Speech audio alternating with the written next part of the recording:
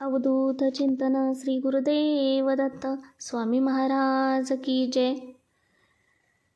स्वामी संदेश या चॅनलमध्ये तुमच्या सर्वांचे मनापासून स्वागत आहे. आजचा स्वामी संदेश पाहूया. बाळा, तुला असं वाटतंय ना की तू खूप वेळापासून वाट पाहतोयस, प्रार्थना केलीस, नमस बोललास, डोळ्यात पाणी आणून स्वामींना हाक मारलीस, पण उत्तर नाही मिळालं. आणि म्हणूनच आज तुझ्या मनात एक प्रश्न उभा राहिलाय, स्वामी खरंच ऐकत आहेत का?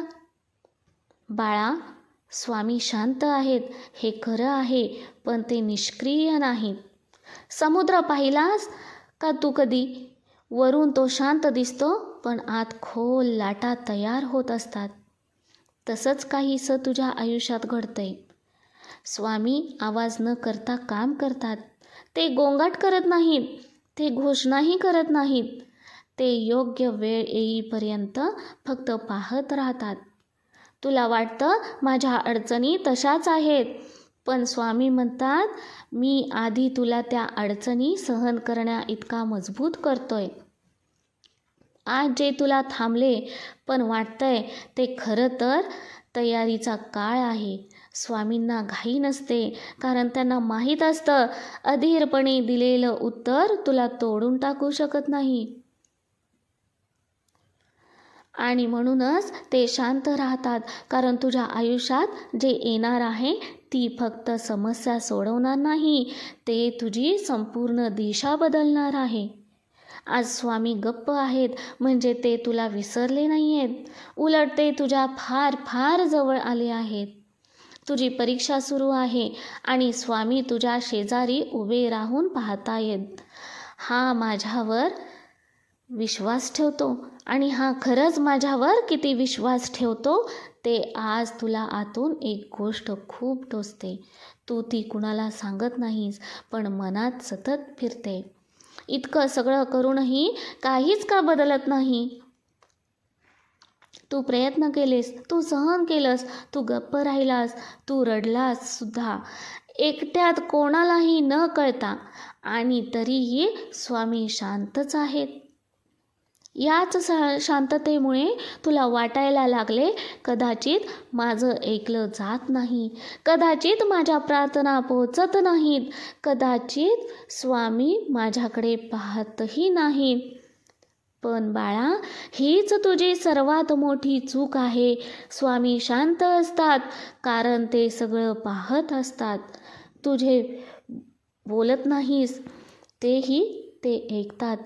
तू जे दाखवत नाहीस तेही, तुझ्या मनात चाललेली गोंधळाची लढाई, तुझ्या छातीत साठलेली भीती, तुझ्या डोळ्यात चुकलेली आशा, हे सगळं स्वामी पाहतायत.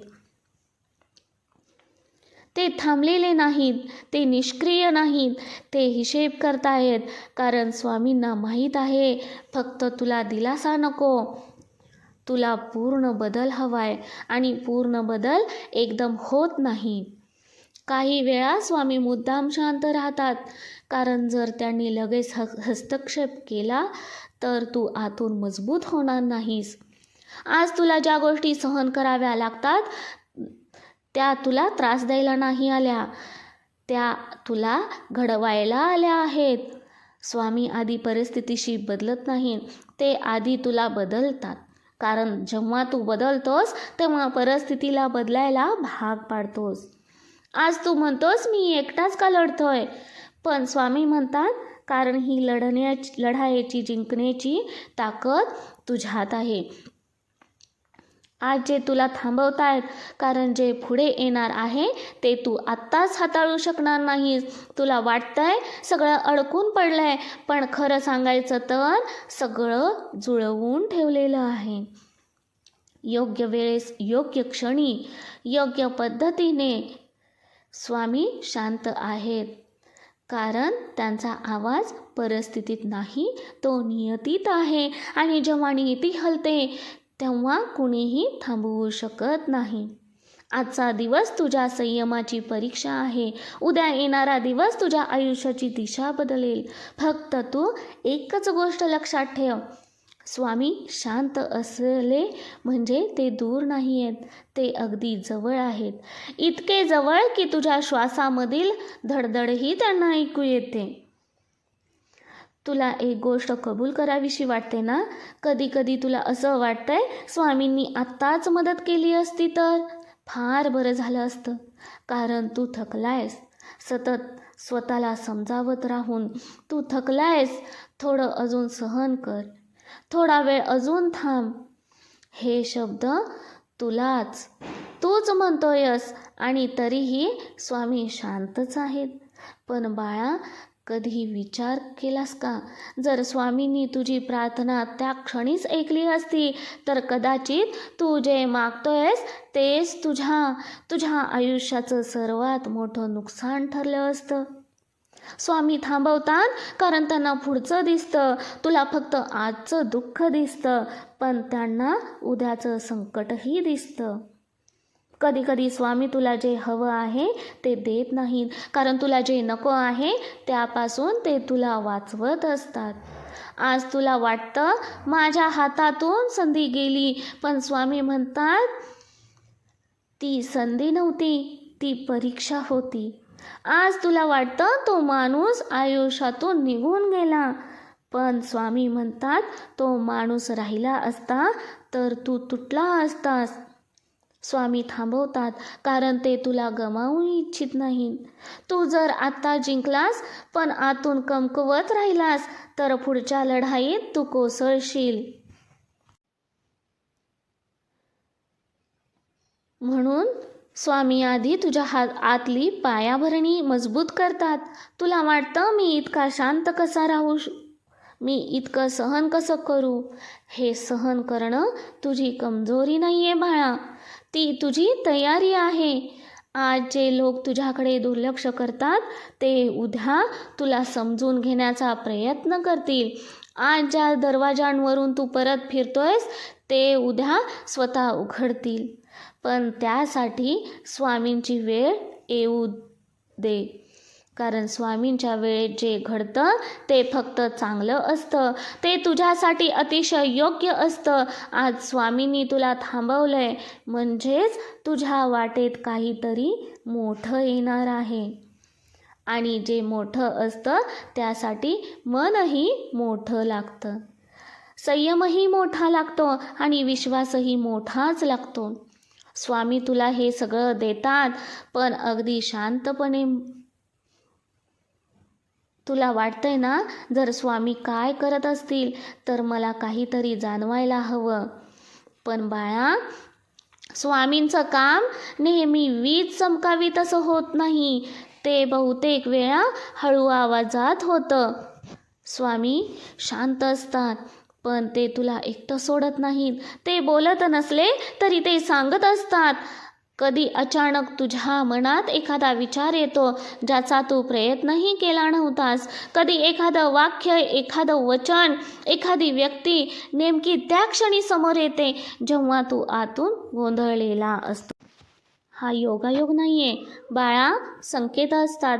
स्वामी तुझ्याशी थेट बोलत नाहीत, कारण तुला स्वतःचा आवाज ऐकायला शिकवायचा असतं. आज तुला जे बदल जाणवतात, तू पूर्वीसारखा लगेच प्रतिक्रिया देत नाहीस. तू सगळ्यांना सगळं सांगत नाहीस. तू शांत राहू लागलास. तुला वाटतंय मी मागे जातोय, पण खरं सांगायचं तर तू आतून स्थिर होतोयस. स्वामींचं पहिलं काम तुझ्या परिस्थितीत नसतं, ते तुझ्या मनात असतं. कारण जे मन स्थिर असतं त्याला कोणतंही वादळ अडवू शकत नाही. कधी कधी स्वामी तुला अशा गोष्टींपासून दूर नेतात ज्या तुला आवडतात पण तुझ्यासाठी योग्य नसतात. ते तुला दुखवायला करत नाहीत, ते तुला वाचवायला करत असतात. आज तुला वाटतं माझं आयुष्य छोटं आहे, छोटं होत चाललंय, पण स्वामी म्हणतात मी ते स्वच्छ करतोय. कारण जेव्हा आयुष्य स्वच्छ होतं तेव्हा त्यात नवीन गोष्टी टिकतात. स्वामी शांत आहेत कारण ते तुझ्या आयुष्याचा गोंधळ कमी करतात. आणि हे काम कोणी पाहू शकत नाही, फक्त अनुभवू शकतो. आज जर तुझ्या मनाला थोडंसं हलकं वाटत असेल आणि तरीही जर तुझ्याकडे तुझ्या प्रश्नांची उत्तरं नसतील तर तू समजून जा बाळा, स्वामी जवळ आहेत. कारण स्वामी आपण तयार झाल्यावरच आपल्याला उत्तर देतात. तुला माहिती आहे का, स्वामींचं सगळ्यात मोठं काम आपल्याला कधीच लगेच कळत नाही. कारण जर तुला ते कळलं तर तू घाबरशील, तू मागे मागे फिरशील, तू म्हणशील नको इतका बदल, नको. म्हणून स्वामी तुला हळूहळू बदलतात, अगदी न कळत. आज तू स्वतःला आरशात पाहतोस तेव्हा तुला वाटतं मी तसाच आहे, माझं आयुष्य तसंच आहे. पण बाळा, तुझं मन तसंच नाही राहिलं. ज्या गोष्टींवर तू आधी रडायचास त्याच गोष्टींवर आता तू शांत बसतोस. ज्या गोष्टी लोकांची तुला भीती वाटायची त्यांच्याशी आता तू अंतर ठेवतोस. हा कमकुवतपणा नाही आहे, हा बदल आहे. जो माणूस आतून शांत नसतो त्याला बाहेर यशसुद्धा त्रास देतं. आज तुला वाटतं मी एकटा झालोय, माझ्या आयुष्यात लोक कमी झालेत. पण स्वामी म्हणतात मी तुझ्या आजूबाजूची गर्दी कमी केली आहे जेणेकरून तुला स्वतःचा आवाज ऐकू येईल. कधी कधी स्वामी तुझं आयुष्य रिकामं करत नाहीत, ते फक्त अयोग्य गोष्टी काढून टाकतात. तुला वाटतं माझं काहीतरी निघून गेलं, पण स्वामी म्हणतात जे निघून गेलं ते तुझं नव्हतंच. स्वामी बदल करताना मोठे निर्णय घेत नाहीत, ते सवयी बदलतात. तू कधी लक्ष दिलेस का? तू आता कमी बोलतोस, कमी तक्रार करतोस, कमी अपेक्षा ठेवतोस.